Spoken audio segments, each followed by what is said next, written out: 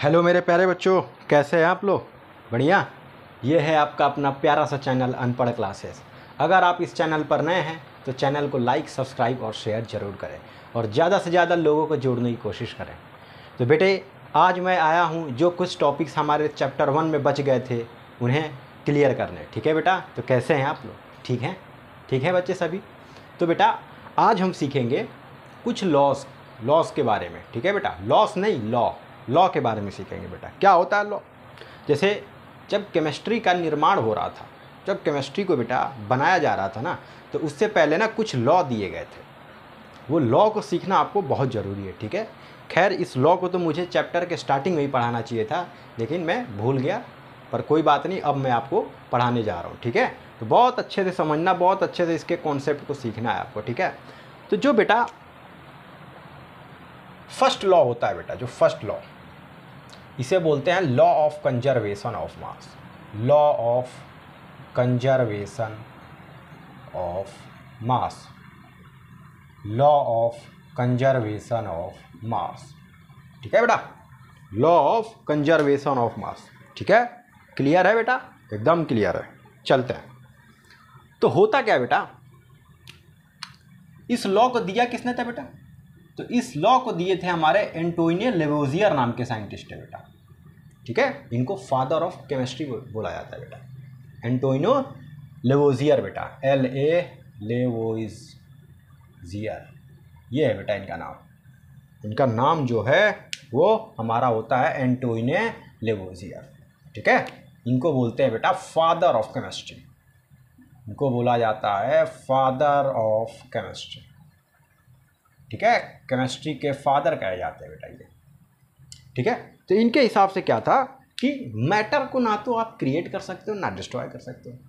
ठीक है? तो सिंपल सी बात है बेटा, आता है matter can neither be created, matter can neither be created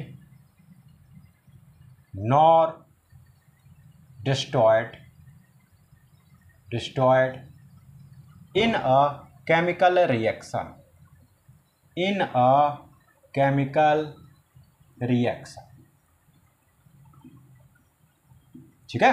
पहला पॉइंट, मैटर को ना तो आप तो क्रिएट कर सकते हो ना ही डिस्ट्रॉय कर सकते हो। ठीक है? अभी मैं समझाऊंगा बेटा, बेफिक्र हो। दूसरा point, in a chemical reaction, in a chemical reaction total mass remains conserved. Total mass remains conserved. किसी भी केमिकल रिएक्शन में जो टोटल मास होता है वो क्या होता है? कंजर्व होता है। ठीक है? अभी समझिएगा तीसरा पॉइंट। तीसरा आ रहा है mass before reaction, mass before reaction equals to mass after reaction. ठीक है? इसको हम ये भी बोल सकते हैं मास बिफोर रिएक्शन, यानी यहाँ पे हम रिएक्टेंट की बात करेंगे बेटा। इस केस में हम रिएक्टेंट की बात करेंगे और इस केस में हम प्रोडक्ट की बात करेंगे। वाह रे वाह! किसकी बात करेंगे बेटा? रिएक्टेंट और प्रोडक्ट की बात करने वाले हैं। तो बहुत ही ध्यान से और कॉन्सेप्ट को अच्छे से सीखते हुए चलना है आपको बेटा। ठीक है? तो किसी भी केमिकल रिएक्शन में जो टोटल मास होता है वो बेटा क्या रहता है? कंजर्व्ड रहता है। जरा समझते होता क्या। बहुत बड़े साइंटिस्ट थे। ठीक है बेटा? बहुत बड़े साइंटिस्ट थे। इनके कॉन्सेप्ट भी काफ़ी अच्छे थे। इनके जितने भी कॉन्सेप्ट थे इन्होंने इसके बारे में बताया था, law of conservation of mass. बेटा मास को ना तुम खुद क्रिएट कर सकते हो, ना ही बेटा मास को आप क्या कर सकते हो? डिस्ट्रॉयड कर सकते हो। ना तो क्रिएट कर सकते हो ना डिस्ट्रॉय कर सकते हो। बस आप ना उसे एक फॉर्म से दूसरे फॉर्म में चेंज कर सकते हो। अच्छा सर, इसका मतलब अगर हम तुमको बोलें कि मैं ये लो बेटा, तुम्हारे पास एक बुक है, इसको तुम डिस्ट्रॉय कर दो, इसको बर्बाद कर दो, तो तुम क्या कहोगे कि हाँ सर, इसको मैं बिल्कुल बर्बाद कर सकता हूँ, फाड़ फूड़ दूंगा। लेकिन बच्चे एक बात बताओ, वो किताब क्या आपने बनाई है? अगर आपको मैटर ना दिया जाए, अगर आपको मैटर ना दिया जाए ना, तो आप किसी भी चीज़ को नहीं बना सकते। पहली बात तो ये। भाई अगर आपको चाय बोल दिया जाए बनाने के लिए, बना ना पाओगे चाय।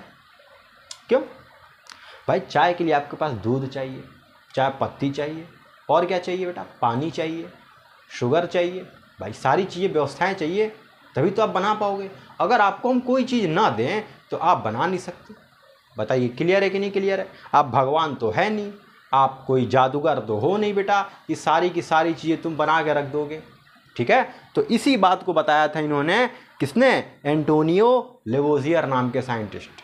ठीक है, फादर ऑफ केमिस्ट्री बोला जाता है इनको बेटा। इन्होंने सिखाया था कि मास को हम लोग क्रिएट नहीं कर सकते।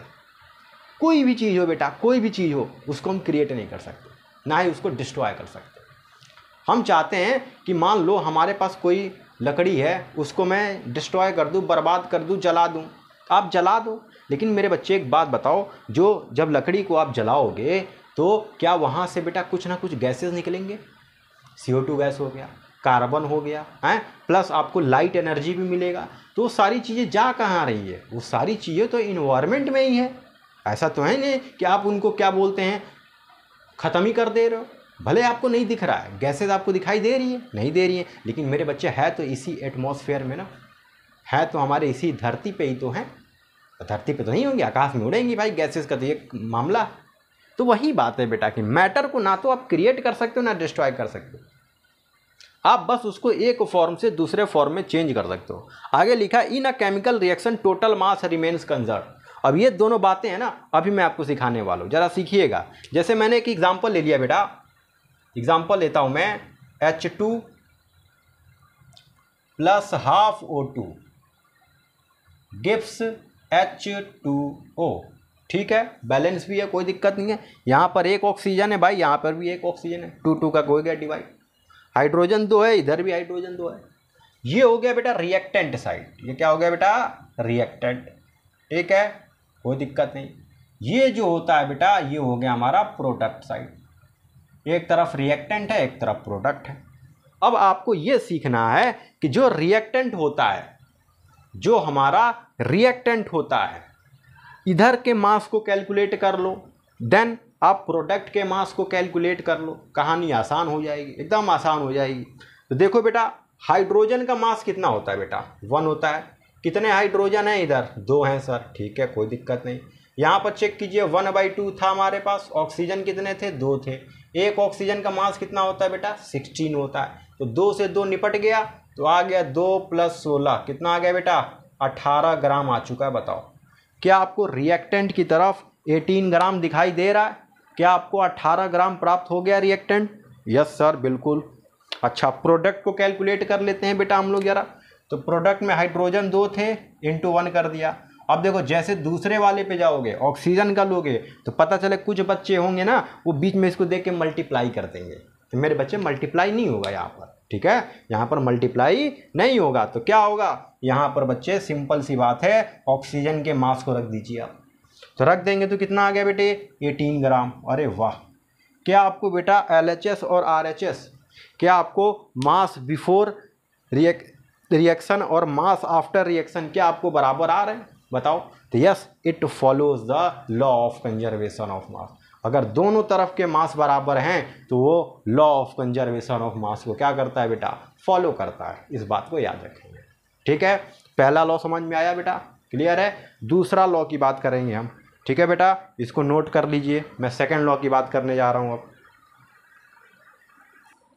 ठीक है बेटा, तो अब हम आ चुके हैं आपके सामने अलग अलग सेकंड लॉ लेकर बेटा, जिसे हम बोलेंगे law of definite proportion. Then हम बात करेंगे लॉ ऑफ मल्टीपल प्रोपोर्शन। क्या होता है ये जरा इसके बारे में सीख लेते हैं भाई। ठीक है, तो मेरे बच्चे जरा ध्यान देना। कहानी कुछ ऐसा है कि इस लॉ को किसने दिया था? लुइस प्राउच नाम के साइंटिस्ट। ठीक है, इन्होंने कहा था कि all chemical compounds have constant composition by weight irrespective of method of preparation और सोर्स। क्या कुछ समझ में आया आपको? सर बिल्कुल नहीं आया। आप समझाइए, एकदम प्योर हिंदी में बताइए। तो मैं आपको बताता हूँ बेटा कि इसका मतलब ये होता है कि जितने भी केमिकल कंपाउंड्स हैं, जितने भी केमिकल कंपाउंड्स है, उनका क्या है बेटा? एक ना प्रपोर्शन होता है, कांस्टेंट प्रपोर्शन होता है। जैसे हम बात करें H2O की बेटा, हम बात करें पानी की बात करें, H2O की बात करें, गाना तो सुना होगा आपने, पानी पानी हो गई, ठीक है बेटा, तो उसी पानी की बात कर रहा हूँ मैं। तो देखो बेटा, हाइड्रोजन का मास कितना है यहाँ पे 2, ऑक्सीजन का मास कितना है बेटा यहाँ पे निकालेंगे तो 16। इनको जरा कैलकुलेट करोगे, क्या 1:8 आ चुका है आपके सामने, 1:8 आ चुका है। मेरे बच्चे कहीं का भी पानी हो, नाले का पानी हो, पीने वाला पानी हो, नदी का पानी हो, समुद्र का पानी हो, कहीं का भी पानी हो बेटा, वहाँ पर हाइड्रोजन और ऑक्सीजन का जो मास रेशियो होता है वो 1:8 ही आएगा। यही ये लॉ बताता है। कोई भी केमिकल कंपाउंड है उसमें दो एलिमेंट मिले होते हैं, या दो से ज़्यादा जो एलिमेंट मिले होते हैं, इनका जो मास रेशियो होता है वो एक फिक्स होता है। ठीक है, ये इतना ही। हाइड्रोजन का यहाँ पर कितना है बेटा 1 है मास, यहाँ ऑक्सीजन कितना शो कर रहा है 8, तो 1:8 आ रहा है इनका जो मास रेशियो होता है। वहीं ये बताता है हमारा law of definite proportion. Clear है, कोई दिक्कत नहीं। ठीक है बेटा। अच्छा, तीसरी बात करते हैं लॉ ऑफ मल्टीपल प्रोपोर्शन। तो भाई जॉन डाल्टन, आपने पढ़ा होगा क्लास 9th में, डाल्टन्स एटॉमिक थ्योरी है कि जितने भी हमारे क्या बोलते हैं, जो atom is a smallest particle in matter. ठीक है, मैटर के अंदर जो एटम होता है वो बहुत ही सबसे छोटा सा पार्टिकल होता है भाई। ये आपने पढ़ा था है, यही तो आपने पढ़ा था बेटा, सारे आपने मेटल्स के बारे में पढ़ा था पूरी कहानी। जो जॉन डाल्टन की जो थ्योरी होता है वो लॉ ऑफ डेफिनिट प्रोपोर्शन और law of conservation of mass, दोनों ही लॉ को बेटा ये फॉलो करता है। ये इसमें आपने सीखा था बेटा। ठीक है, वो आपने क्लास 9 में सीखा था। खैर यहाँ भी मैं इनकी बातों को बता दूं तो ये कहानी जो है इसको आप तभी समझ पाओगे जब तक आप पहले आप एग्जाम्पल सीखो, फिर वो समझ पाओगे। ठीक है बेटा, अब सीखना देखना बेटा जरा क्या एग्जाम्पल ले लेता हूँ, जरा समझिएगा ध्यान से। मैंने ले लिया बेटा कार्बन मोनोऑक्साइड एक तरफ और दूसरी तरफ ले लिया कार्बन डाइऑक्साइड CO2। ठीक है बेटा, कोई दिक्कत नहीं। ठीक है, अब समझो यहाँ पर बेटा कार्बन का मास कितना आएगा 12, कोई दिक्कत नहीं। यहाँ पे कार्बन का मास कितना आएगा बेटा 12, कोई दिक्कत नहीं। यहाँ पे ऑक्सीजन की मास करें तो कितना आएगा बेटा 16, और यहाँ पे ऑक्सीजन की मास की बात करें बेटा तो कितना आएगा 32। बताओ कोई दिक्कत यहाँ तक। अब समझो वो, अब ये जरा इसको पढ़ो। लिखा when 2 elements combine to give 2 or more product the mass of one element which combines with constant mass of other element are in simple ratio. मतलब देखो बेटा, दो यहाँ पर मैंने कंपाउंड ले लिया। ठीक है, अच्छा इसमें जो कार्बन है, कार्बन जो है यहाँ पर जो कार्बन है, इनका क्या मास सेम दिख रहा है बेटा? बताओ क्या इनका मास आपको सेम लग रहा है? भाई इसका 12 है तो इसका भी 12 है, क्या कुछ और तो दिख नहीं रहा आपको? भाई यहाँ पे 12 है तो ये भी 12 है। तो भाई अगर दोनों कंपाउंड में जो उनके एक एलिमेंट है जिसका मास जो है सेम है, तो जो दूसरे एलिमेंट होंगे ये बेटे एक सिंपल रेशियो में आएंगे। तो हमारे पास 16:32 करोगे तो 1:2 आएगा। यही ये लॉ बताता है। बताओ बेटा समझ में आया कहानी? तो ये दो लॉ थे हमारे, लॉ ऑफ डेफिनिट प्रोपोर्शन और लॉ ऑफ मल्टीपल प्रोपोर्शन। इसके बाद हम दो लॉ की और बात करेंगे, आप इसको तब तक नोट करें बेटा। अगला कहानी बेटा बताने जा रहा हूं मैं आपको, गैलुसैक लॉ की बात करेंगे बेटा। ठीक है, गैलुसैक लॉ। ठीक है, तो ज़रा समझते हैं हम लोग। लिखा है बेटा, इन्होंने क्या बताया, गैलुसैक लॉ 4th लॉ है हमारा। लिखा है कि gases combine a reaction by simple ratio of volume given temperature and pressure are constant. मतलब जो गैसेस होती है ना बेटा, जब कंबाइन होती हैं तो एक सिंपल रेशियो में कंबाइन होती है। जैसे हाइड्रोजन हमारा गैस है, नाइट्रोजन भी गैस है बेटा। हाइड्रोजन और नाइट्रोजन आपस में रिएक्ट किए, क्या प्राप्त हो गया बेटा हमको? अमोनिया गैस प्राप्त हो गया। ठीक है, अब इस केस में इन्होंने क्या बताया कि जो गैस होता है, गैसेज में जो मोल होता है, जो नंबर ऑफ मोल्स होता है, मैंने आपको मोल कॉन्सेप्ट के बहुत सारे सवाल कराया आपको, और मैंने बहुत अच्छे से बताया है कि मोल क्या होता है। ठीक है बेटा, बहुत अच्छे से जानते हो। अगर आप नहीं जानते तो हमारे पुराने वीडियो को जाकर जरूर वॉच करें। ठीक है, उनको देखें, वहाँ से समझें, उनके सवाल को लगाएं, बहुत इंपॉर्टेंट सवाल हैं वो सारे। तो यहाँ पर क्या होता है, जो नंबर ऑफ मोल्स होता है वो वॉल्यूम के बराबर होता है। जैसे बेटा, जैसे हम बात करें कि जब 3 मोल हाइड्रोजन, जब हाइड्रोजन के 3 मोल 1 मोल नाइट्रोजन से रिएक्शन कर रहे हैं, जब हाइड्रोजन के 3 मोल 1 मोल नाइट्रोजन से रिएक्शन करेंगे तो अमोनिया कितनी प्राप्त होगा? अमोनिया के कितने मोल प्राप्त होंगे? तो आप कहोगे सर 2 मोल प्राप्त होंगे। ठीक है, तो वही बताया गया कि जो मोल होता है ये किसके बराबर होता है? वॉल्यूम के बराबर होता है। और मेरे बच्चे याद रखना, इनको ना मैं स्टोइकोमेट्री कोफिशिएंट भी बोलता हूँ। इनको बेटा स्टोइकोमेट्री कोफिशिएंट भी कहा जाता है बेटा, स्टोइकियोमेट्री कोफिशिएंट भी बोला जाता है मेरे लाल। बात समझ में आ रही है तुमको? बहुत अच्छे से सीखो इन सारे कॉन्सेप्ट को, ठीक है बेटे। अब समझो बेटा, तो यहाँ पर जरा वॉल्यूम का रेशियो ले लूँ तो हाइड्रोजन के कितना वॉल्यूम है बेटा? भाई मोल बराबर वॉल्यूम है, तो इसका कितना वॉल्यूम मान लो? 3, ठीक है। नाइट्रोजन का 1, अच्छा। अमोनिया का कितना है बेटा? आप कहोगे सर 2 है, तो 3:1:2 आ रहा है, बताइए। तो ये हमारा हो गया इनके वॉल्यूम का रेशियो, ठीक है बेटा। तो यहाँ से आपको एक कॉन्सेप्ट सीखने को मिलता है कि सर गैलुसैक लॉ में जो नंबर ऑफ मोल होते हैं वो उसके वॉल्यूम के बराबर होते हैं, वो उसके स्टोइकियोमेट्रिक कोफिशिएंट के बराबर होते हैं। ये बात को आप अपने दिमाग में याद रख ले बेटा, ठीक है। लास्ट लॉ है बेटा एवोगैड्रो लॉ। ये क्या होता है जरा इसको भी समझ लेते हैं। लिखा है at same temperature and pressure equal volume of gas contains equal number of molecules and but not an atom. जरा समझते हैं जरा क्या है कहानी। भाई हमने ले लिया एक तरफ हीलियम, भाई एक 3 बर्तन लिए बेटा, 3 बर्तन लिए, ठीक है बेटा। एक में हीलियम लिया, हीलियम गैस लिया 1 लीटर लिया। दूसरे में मैंने ऑक्सीजन गैस लिया बेटा, ये मैंने ले लिया बेटा, ये भी मैंने 1 लीटर लिया, कोई दिक्कत नहीं। ऑक्सीजन ले लो, नाइट्रोजन ले लेते, ठीक है बेटा, लो नाइट्रोजन ले लिया, N2 ले लिया। तीसरे वाले में ओजोन गैस लेता हूँ, O3 लेता हूँ, ये भी हमारा कितना लेता हूँ? 1 लीटर, ठीक है।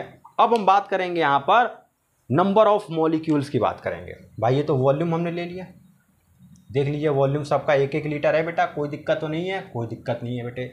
अच्छा, अब हम बात करेंगे नंबर ऑफ मॉलिक्यूल, ठीक है। और दूसरी बात करेंगे हम नंबर ऑफ एटम की बात करेंगे, नंबर ऑफ एटम्स की बात करेंगे। भाई एटम्स के बारे में आप जानते हो कि it is the smallest particle of matter. भाई किसी भी मैटर का जो सबसे छोटा पार्ट होता है मेरे बच्चे वो क्या होता है? एटम होता है। अब मुझे बताओ कि भाई हीलियम के कितने मॉलिक्यूल? भाई मॉलिक्यूल क्या होता है? 2 या 2 से ज़्यादा एटम से मिलकर मॉलिक्यूल हमारा प्राप्त होता है, आपको फाउंड होता है, ठीक है बेटा। तो पहले एटम निकाल देते, ठीक है बेटा। हीलियम के यहाँ कितने एटम है? आप कहोगे सर 1 है। नाइट्रोजन के कितने एटम है बेटा? तो आप कहोगे सर 2 है। और ओजोन के कितने हैं बेटा? तो यहाँ कहोगे सर 3 है, ठीक है बेटा। 1 2 3 दिख गया, कोई दिक्कत नहीं, ठीक है भाई। देखो हीलियम के 1 है, नाइट्रोजन के 2 हैं और ओजोन के 3 हैं। लेकिन अगर हम बात करें बेटा मॉलिक्यूल की, तो हीलियम के कितने मॉलिक्यूल हैं? 1। नाइट्रोजन, अब ये मतलब कि सर नाइट्रोजन के 2 मॉलिक्यूल हैं। 2 कैसे होंगे बेटे? भाई यहाँ पर 2 या 2 से ज़्यादा एटम मिलकर मॉलिक्यूल बनता है, तो सिर्फ नाइट्रोजन है यहाँ पर बेटा, यहाँ पर तो सिर्फ नाइट्रोजन है। तो यहाँ पर इसके भी 1 मॉलिक्यूल और इसके भी कितने? 1 मॉलिक्यूल। अब जरा इस लॉ को पढ़ो। लिखा है at same temperature and pressure equal volume of gas, equal volume of gas. क्या तीनों गैस का वॉल्यूम जो है वो क्या इक्वल है? कहोगे हाँ सर बिल्कुल है। जब वॉल्यूम हमारा इक्वल है तो क्या आपको मॉलिक्यूल भी इक्वल नज़र आए? बिल्कुल आया सर, क्यों नहीं आया सर? अच्छा, तो एटम्स की बात बता दो बेटा। लेकिन सर एटम्स तो हमारे क्या आ गए? डिफरेंट आ गए। यही था हमारे पास बेटे एवोगैड्रो लॉ। आपने एवोगैड्रो नंबर भी पढ़ा होगा, Na है नंबर ऑफ, आपने उसमें क्या बोलते हैं मोल फ्रैक्शन में ये चीज़ सीखा होगा कि जो हमारा mole fraction he number of moles में कि n बराबर होता है given number of particles upon Na, Avogadro number. Avogadro number की वैल्यू क्या होती है मेरे बच्चे? तो याद रखना 6.022 × 10⁻23, ठीक है, इसको याद रखो।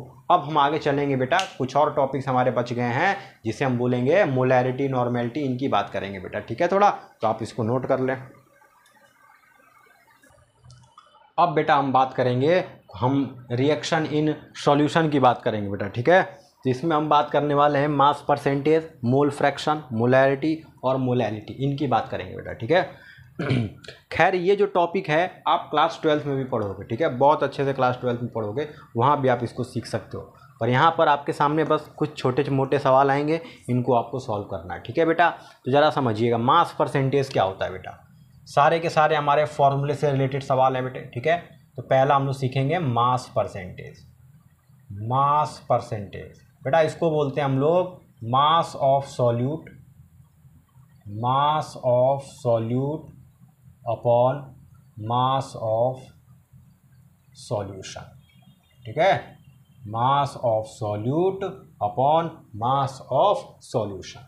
आप सॉल्यूट का मास ले लो, सॉल्यूशन का मास ले लो, और परसेंटेज का मतलब क्या होता है बेटा?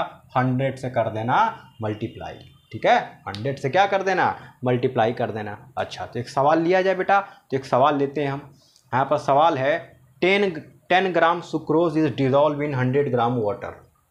सवाल आ गया हमारे पास कि 10 ग्राम सुक्रोज डिजॉल्व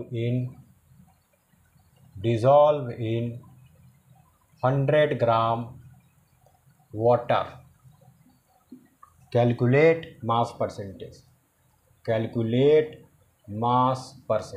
ठीक है बेटा, 10 ग्राम सुक्रोज जो है बेटा, सुक्रोज का मतलब क्या होता है, इसका फॉर्मूला क्या होता है, तो इसका फॉर्मूला होता है C12H22O11 बेटा, ये होता है इसका फॉर्मूला। इसी को शुगर बोलते हैं बेटा।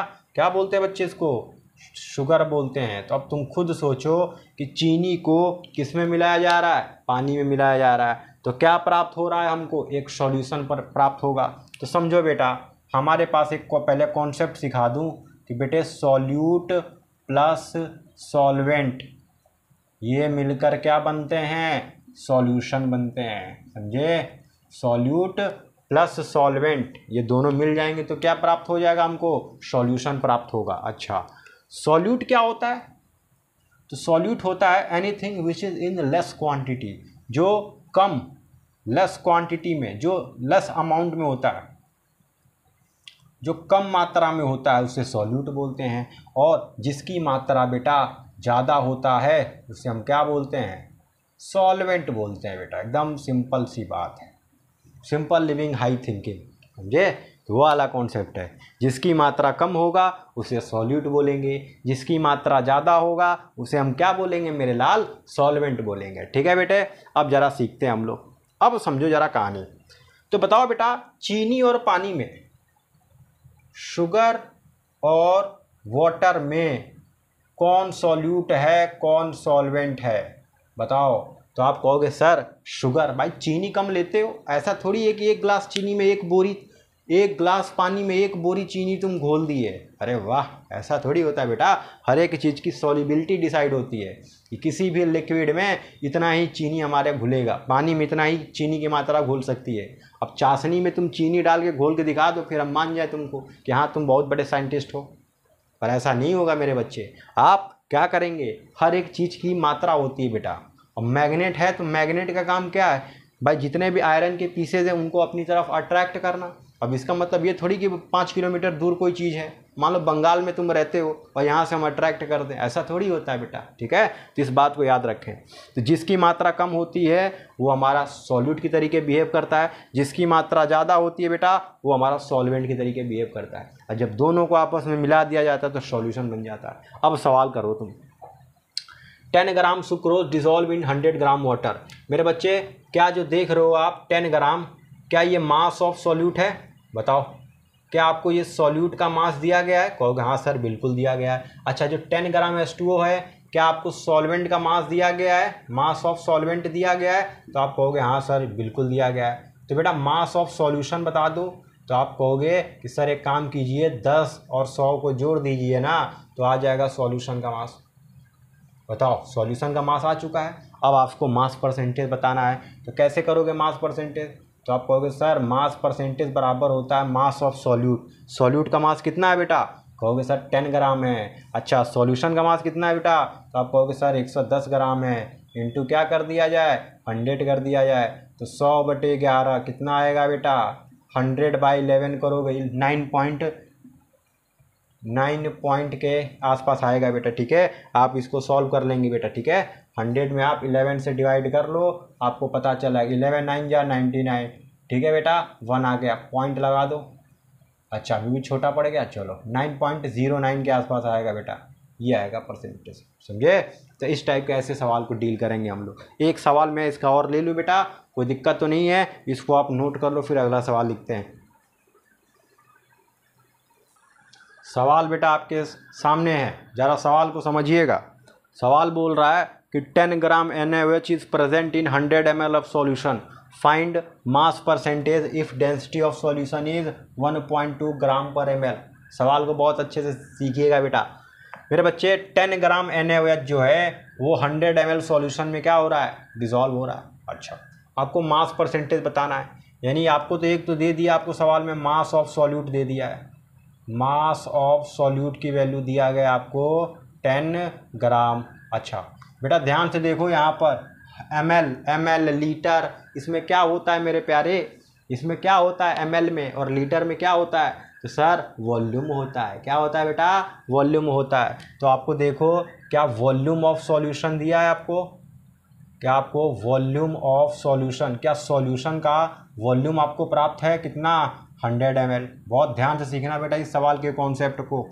अगला देखो डेंसिटी, आपको डेंसिटी दिया गया, लिखा ना इफ डेंसिटी ऑफ सॉल्यूशन, यानी डेंसिटी ऑफ सॉल्यूशन दिया गया सवाल में आपको, डेंसिटी ऑफ सॉल्यूशन दिया गया है कितना बेटा, 1.2 ग्राम पर ml। बहुत ध्यान से सीखो, ठीक है बेटा। अब समझना जरा कॉन्सेप्ट को, क्या होगा मेरे बच्चे, मास परसेंटेज आप कैसे कैलकुलेट करते हो, आप भाई मास परसेंटेज कैसे कैलकुलेट करते हो, आप कहोगे सर ये तो मास ऑफ सॉल्यूट होगा अपॉन मास ऑफ सॉल्यूशन होगा।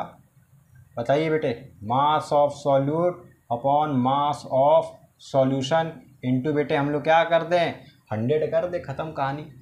बताओ, यही तो है बेटा फॉर्मूला।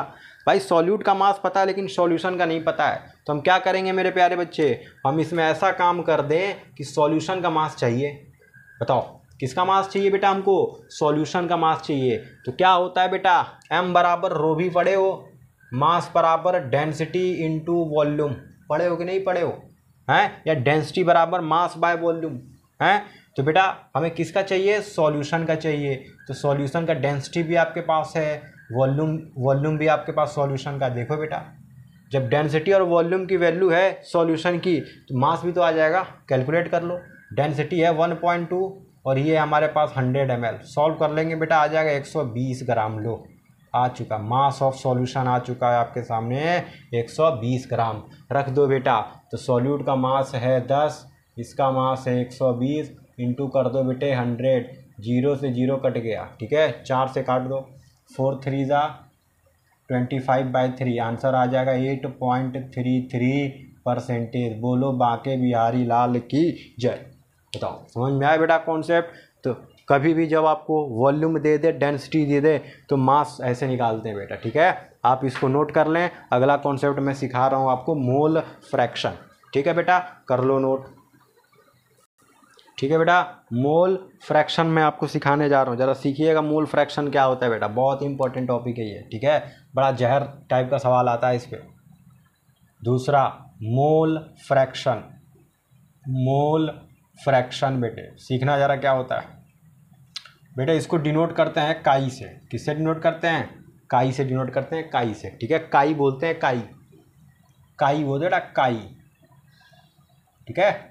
स्पेलिंग देख लेना कैसे लिखते हैं आप, ठीक है, काई से डिनोट करते हैं। अब समझिए बेटा ये होता क्या, ज़रा ध्यान समझिएगा। मैंने क्या किया, यहाँ पर मान लो, देखो बेटा ये एक बर्तन है, ठीक है, यहाँ पास एक बीकर है, इसमें मैंने पानी ले लिया, वाटर ले लिया, और इसमें शुगर ले लिया, ठीक है बेटा। मैंने क्या ले लिया, ये हमारे पास वाटर हो गया, और दूसरा क्या ले लिया, शुगर ले लिया, ठीक है।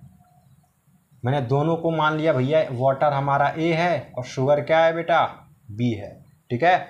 तो अगर पानी है तो पानी के मोल्स होंगे, और मोल्स क्या होते हैं बेटा, Na, number of moles of A, और ए की जगह कौन है, पानी है, ख़त्म कहानी।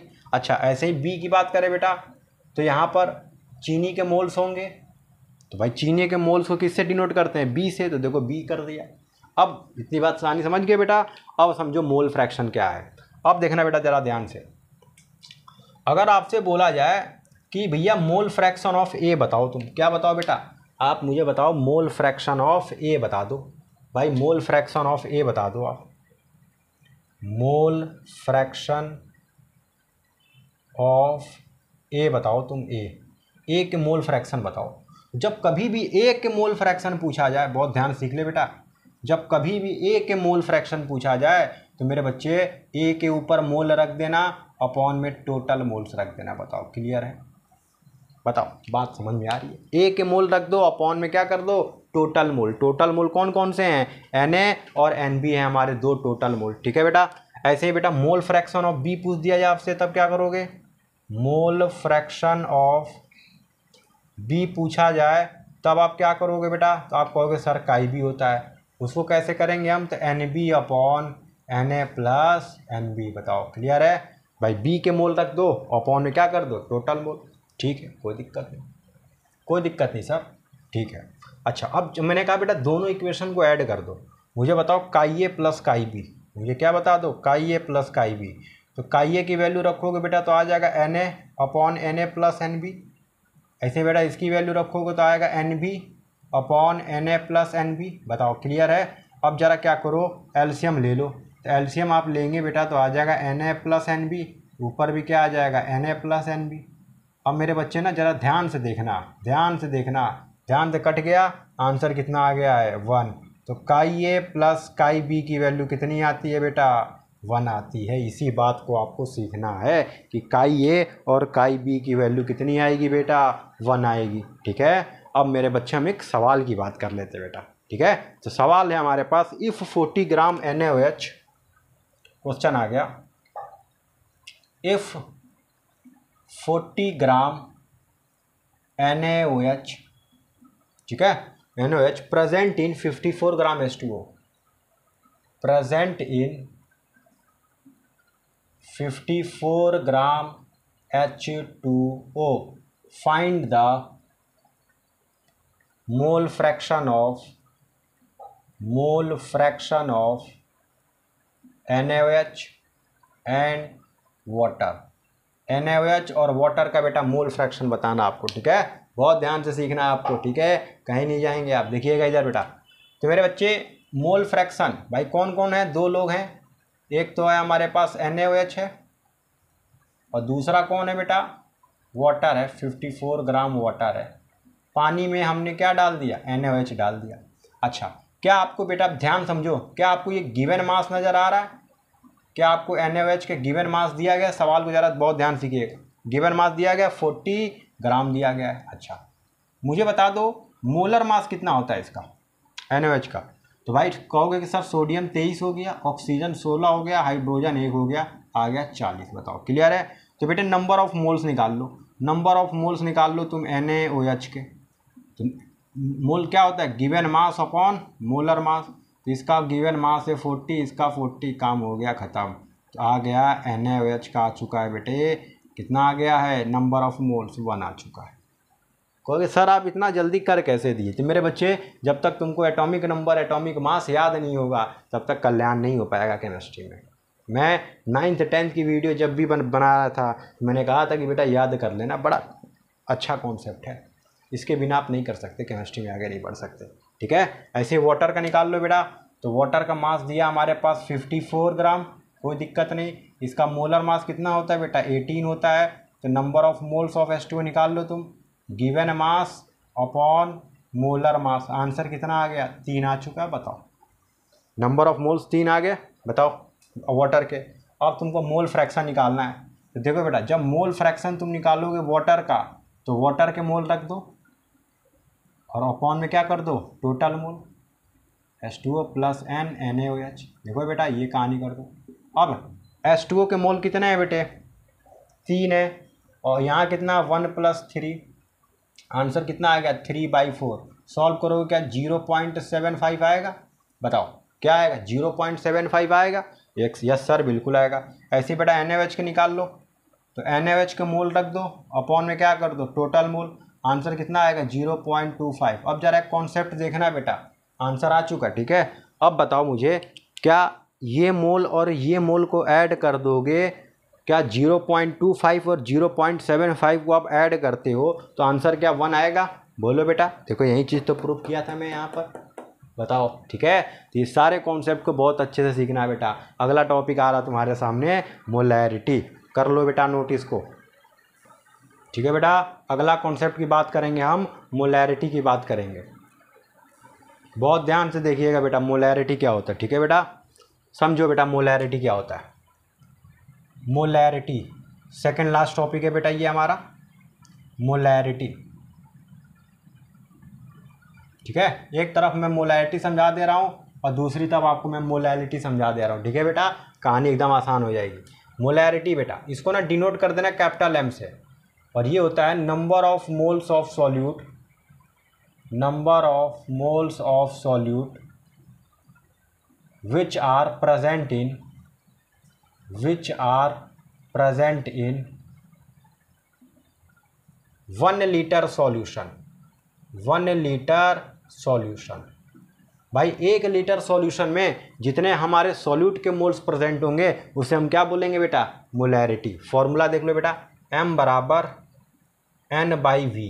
v किस में होना चाहिए बेटा, लीटर में। और याद रखना ये n क्या होता है, number of moles of solute. Solute के मोल्स होते हैं बेटे, मोल्स ऑफ सॉल्यूट, सॉल्यूट के मोल्स होते हैं, याद रखना है बात को। अच्छा, लेकिन सवाल हमेशा आपको बेवकूफ़ बनाने के लिए वो ml में देगा v की वैल्यू। तो जब v की वैल्यू ml में दे दे तो m बराबर बेटा आप लिख देना n/v। जब v हमारा किस में हो, ml में, तो आ गया 1000। 1000 से क्या कर देना बेटा, मल्टीप्लाई कर देना। बात समझ में आ रही है, बताओ क्लियर हो रहा है बेटा। चलो अब मैं एक सवाल ले लेता हूँ, ठीक है। लिखा है find molarity of 40 gram NaOH dissolve in 250 ml solution. Question है बेटा, find molarity of 40 gram NaOH dissolve in 250 ml solution. ठीक है कि भाई जो 40 ग्राम NaOH है वो 250 ml सॉल्यूशन में डिजॉल्व है। मेरे बच्चे ध्यान दो, क्या आपको ये वो दिख रहा है, बताओ क्या आपको ये नज़र आ रहा है बेटा, नंबर ऑफ मोल्स नज़र आ रहे हैं बच्चे आपको, बताओ क्लियर है। ठीक है बेटे, अब देखो यहाँ पर 40 ग्राम NaOH dissolve in 250 ml solution. ये हमको दे दिया है वॉल्यूम, ये हमको क्या दे दिया है, वॉल्यूम दे दिया। ठीक है, अब ज़रा समझना बेटा बात को, हमें निकालना मोलैरिटी। m बराबर, पहले तो आप number of moles of solute निकालो बेटा, तभी कर पाओगे। तो n बराबर होता है given mass upon molar mass. भाई मोलर मास NaOH का अभी मैंने बताया आपको कितना होता है, कहोगे सर 40। अब देखो यहाँ आ गया बच्चे, बताओ क्लियर है। अब देखो यहाँ पे मोलैरिटी निकाल लो, तो m बराबर n/v। अब देखो v किस में दिया है, ml में दिया है। जब v ml में देगा तो अब कौन सा फॉर्मूला लगाओगे, 1000 वाला लगाओगे। इसको सॉल्व कर लो बेटा, तो n की वैल्यू है हमारे पास 1, v है 250 और इंटू कर लो 1000। ये काट दो बेटा, आंसर कितना आ जाएगा हमारे पास 4। अब देखो यूनिट क्या लिखोगे, मोलैरिटी को आपने कैपिटल M से डिनोट किया है बेटे, तो आप यहाँ भी क्या लिखेंगे, कैपिटल M लिखेंगे। ठीक है, क्लियर है बेटा। अब जैसे मोलैरिटी है ना बेटा, ऐसे इधर मैं आपको मोलैलिटी के बारे में दिखाने जा रहा हूँ। लास्ट टॉपिक है हमारा मोलैलिटी। ये क्या होता है बेटा, ज़रा सीख लो इसको बेटा ना, स्मॉल m से डिनोट कर देना। इसको लिखेंगे हम number of moles of solute which are present in 1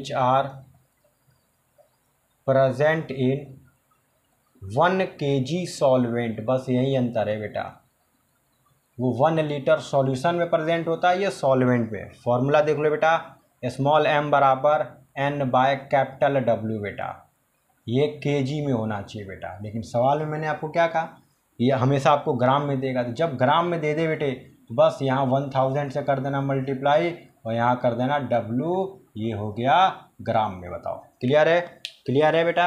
अगर क्लियर है तो हम एक सवाल इसके करवा दें, आपको एक सवाल करवा दें ताकि कॉन्सेप्ट और अच्छे से समझ में आ जाए आपको। ठीक है, चलो बेटा मेरा सवाल है हमारे पास,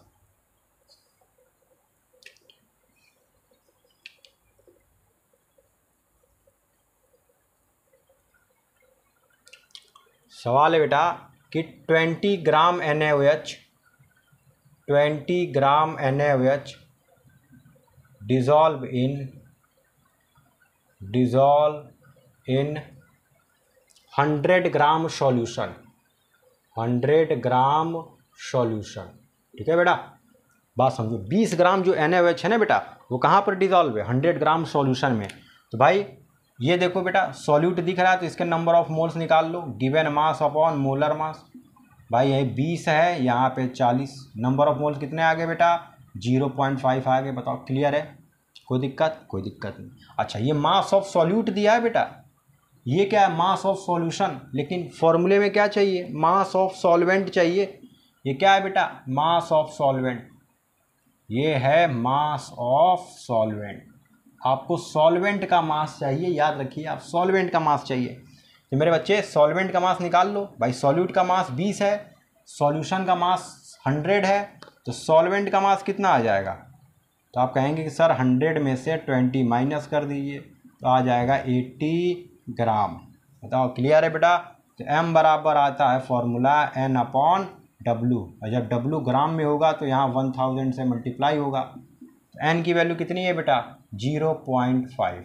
W कितना है बेटा? 80 इंटू क्या करेंगे यहाँ पे? 1000। 0 से 0 काट दो, पॉइंट हटाओ, एक और नीचे 0 आएगा। ये 0 से ये 0 निपटा दो। अब देखो 50/8 आ रहा। कितना आ रहा बेटा? 50/8। जब 50/8 आए तो आंसर आ जाएगा हमारा 6.25 m मोलल, या बेटा आप लिख सकते हो इसको मोल्स पर केजी, या तो मोलल लिख लो, या आप इसकी एक और यूनिट लिख सकते हो मोल्स पर केजी। ये भी यूनिट आप लगा सकते हो बेटा मास ऑफ सॉल्वेंट का, मोलैलिटी का। यहाँ पे भी सेम कहानी कर सकते हो, चाहे आप m लिख लो, मोलर लिख लो, या आप लिख लो मोल्स पर लीटर। ठीक है बेटे? तो ये हमारी कहानी थी बेटा मोलैरिटी और मोलैलिटी की, और इसी कहानी से हमारा जो चैप्टर है, जो चैप्टर 1 है some basics concept of chemistry, ये होता है समाप्त। ठीक है बेटा? तो मैंने सारे कॉन्सेप्ट, एक एक कॉन्सेप्ट को समझा दिया। आप सभी लोग अच्छे से इन सारे चीज़ों को पढ़ेंगे और अच्छे से रहिएगा बेटा। ठीक है? आपको पढ़ाई करना है, बहुत अच्छे से करना है, और चैनल पर बने रहिएगा। ठीक है बेटे? और जो बच्चे नए हैं वो चैनल को लाइक, सब्सक्राइब और शेयर जरूर करें, और ज़्यादा से ज़्यादा लोगों को जोड़ने की कोशिश करना है। तो फिर मिलेंगे हम एक नए चैप्टर, नए कॉन्सेप्ट के साथ आपको अगली क्लास में। ठीक है बेटा? तब तक आप अपना ख्याल रखें। बाय बेटा।